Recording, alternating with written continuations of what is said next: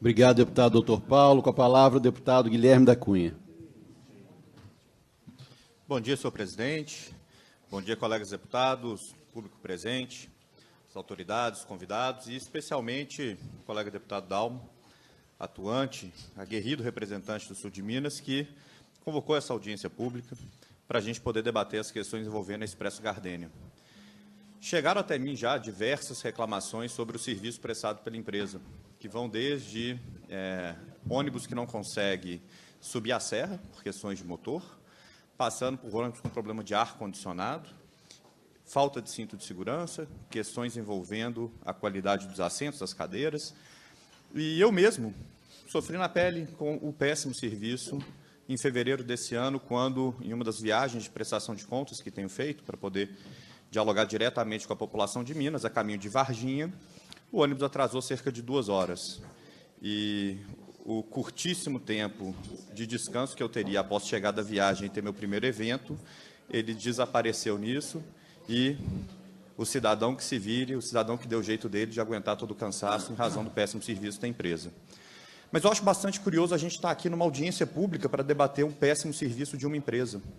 Porque quando eu vejo todas essas questões envolvendo a Expresso Gardênia, falando de problemas nos ônibus, problemas em cumprimento de horários, eu não consigo deixar de fazer uma comparação com outros serviços e fico pensando se a gente faria em algum momento uma audiência pública para debater a qualidade do recheio que é colocado em uma pizza ou a qualidade do serviço de um garçom. Isso jamais aconteceria, porque pizzarias estão no mercado livre. E se elas me prestam um mau serviço, se elas me decepcionam de alguma maneira, eu tenho a opção de simplesmente ir na pizzaria em frente.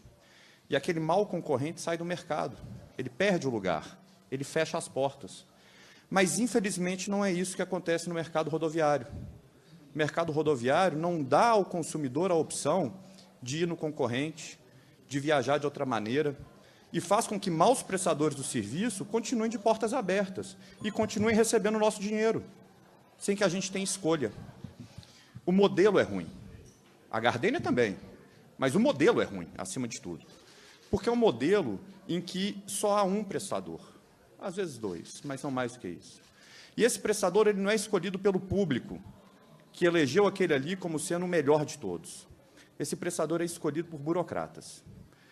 Então, pensa comigo, quem que a Gardênia tem que agradar? A pizzaria eu sei que tem que me agradar. E a Gardênia? A Gardênia não tem que agradar a gente que está viajando. A Gardênia tem que agradar o burocrata que dá a concessão. E todo o resto é irrelevante para ela. Ela só precisa agradar o burocrata.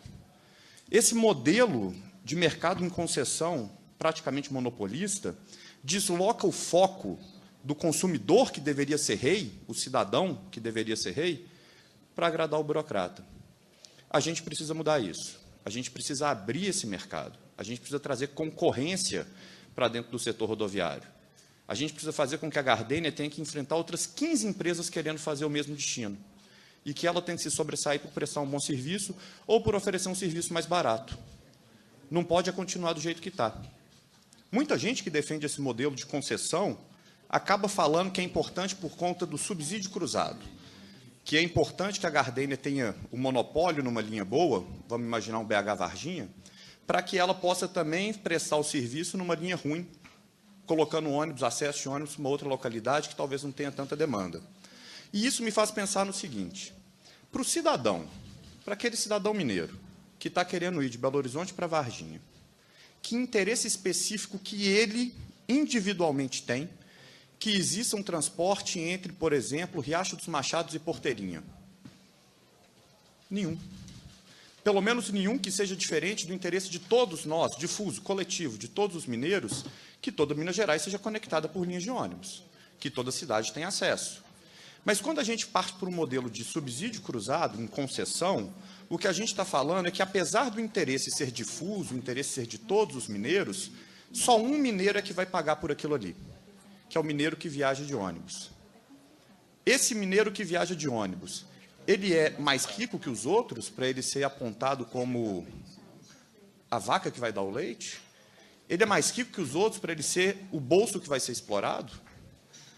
Porque não me parece legítimo a gente tirar dinheiro de um cidadão para pagar um interesse que não é específico dele, preservando todos os demais, sendo que ele nem é aquele que tem mais capacidade para pagamento.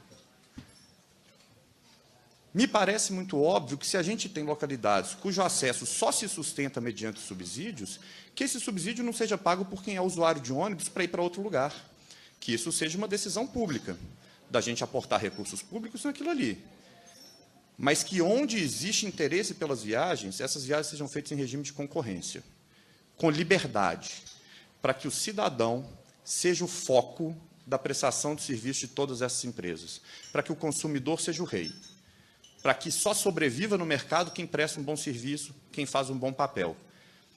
Eu, durante o ano passado, fui advogado numa luta inglória até o momento pela liberdade no mercado de transporte rodoviário, tendo muita dificuldade para superar desafios impostos pelos sindicatos das empresas de transporte passageiro, que não querem largar o osso, e que não vão largar o osso se isso não partir de uma demanda da população para dentro da Assembleia, para que aqui a gente mude as regras. E é necessário que a gente mude essas regras. É necessário que a gente dê liberdade para o cidadão escolher como viajar, com quem viajar, por quanto e com qual nível de conforto. A gente está fazendo uma audiência pública para debater o problema específico de uma empresa, é muito sintomático de que o problema não é só essa empresa. O problema é a forma como está estruturado o mercado. E eu acho que seria muito produtivo se daqui a gente saísse não apenas com sugestões e reclamações sobre a melhoria do serviço da Gardênia, sobre como melhorar essa pizza, mas a gente saísse daqui com um debate dentro da Assembleia instalado por mais liberdade no mercado rodoviário de passageiros. Eu conto com a colaboração dos colegas, eu acho que a gente pode iniciar isso como um movimento organizado nessa casa, que aí esse problema da Gardênia vai ficar no passado. Talvez vai ser a última vez que a gente vai precisar de audiências públicas para debater questão semelhante. Porque com liberdade, com livre mercado, o consumidor é o foco, a sociedade inteira ganha, o serviço fica melhor.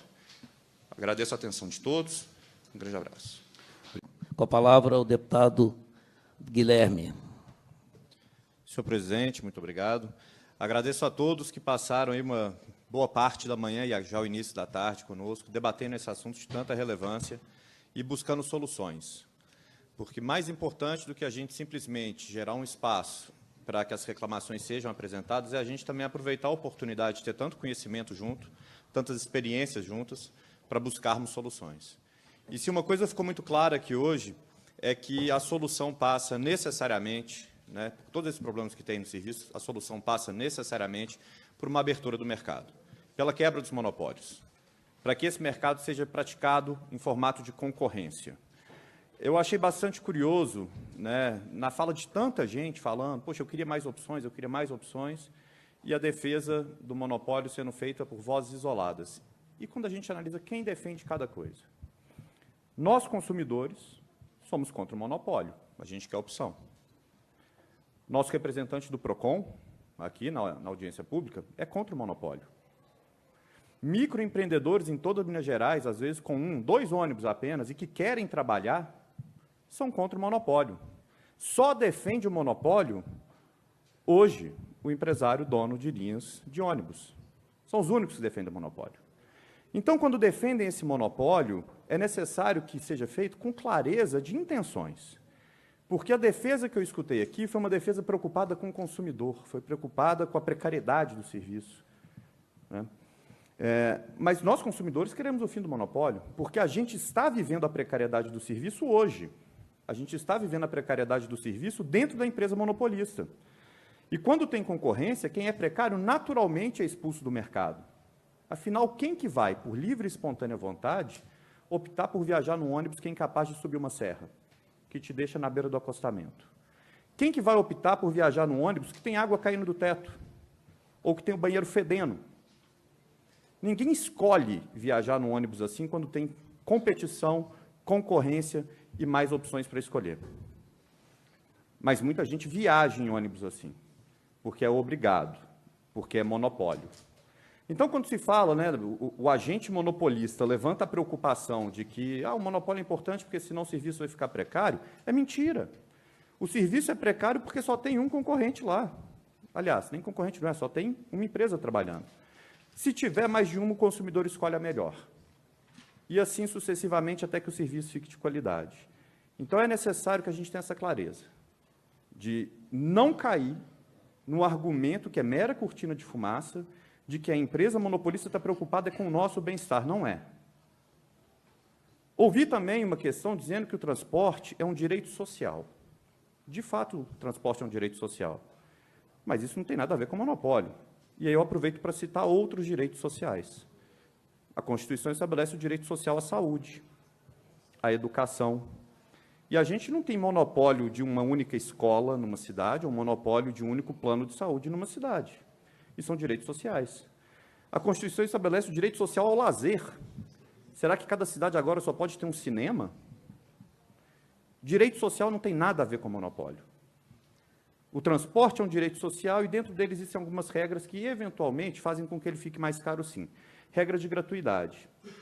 E quando a gente pensa na gratuidade, vem-se aquela impressão de que seria um empresário bonzinho permitindo transportar de graça várias pessoas. Não é. Toda vez que se fala que tem direito à gratuidade, tantas poltronas dentro do ônibus, significa que as outras pessoas que vão viajar no mesmo ônibus vão pagar essas poltronas.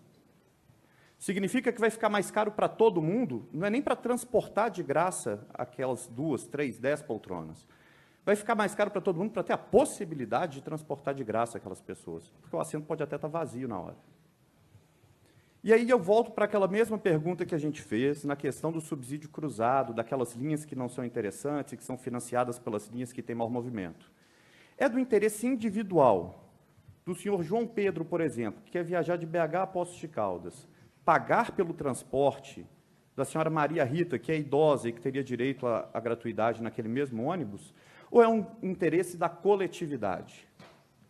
Porque me parece que esse interesse é muito mais coletivo, nosso, enquanto sociedade, do que o interesse meramente do senhor João Pedro. Por que só o João Pedro está pagando por isso? Por que o transporte dele está ficando mais caro por isso e de quem viaja de avião não está? Porque se fosse um interesse da coletividade a ser defendido ali, que a coletividade arcasse com essa gratuidade. Mas a gente está mandando a conta só para o João Pedro, que vai ter mais dificuldade para viajar, vai ter menos dinheiro para colocar comida na mesa no final do mês. O monopólio não interessa a ninguém, senão a quem detém as concessões. E isso fica muito evidente quando a gente analisa duas linhas, ambas operadas aí sob concessão, mas uma delas monopolista e a outra não. A gente tem BH Poços de Caldas, operada sob monopólio. 339 quilômetros a um custo de R$ 159. 160 para arredondar. A gente tem Goiânia Palmas, 820 quilômetros, R$ 90, 8 concorrentes. Isso é o que a gente podia ter aqui em Minas Gerais. Ônibus mais barato, que sai no horário, que chega em segurança, que não tem água caindo na cabeça das pessoas, se a gente tivesse a coragem de enfrentar o poderoso lobby das empresas de transporte, concessões rodoviárias, e abrisse esse mercado para a iniciativa privada, para a livre concorrência. A gente poderia ter isso aqui em Minas Gerais, e com um bônus muito interessante. Hoje, todo o lucro dessa atividade é canalizado para pouquíssimas famílias que dominam esse setor. Se a gente abre o mercado, a gente permite que microempreendedores de todo o Estado, com 2, com 5 ônibus, possam entrar na atividade, explorá-la, lucrar com ela, e esse lucro vai ser pulverizado em diversos municípios, vai aquecer a economia local. A gente tem uma oportunidade única aqui no Estado, basta coragem. Eu tenho certeza que a Assembleia pode colaborar nesse movimento, tanto que estamos apresentando ao final dessa audiência pública uma série de requerimentos, todos voltados para que a gente tenha maior abertura no mercado, maior liberdade para quem viaja, maior liberdade para quem quer trabalhar e que a gente tenha a possibilidade de viajar 820 quilômetros pagando R$ 90, ao invés de ter que pagar 160 para viajar 340. Muito obrigado.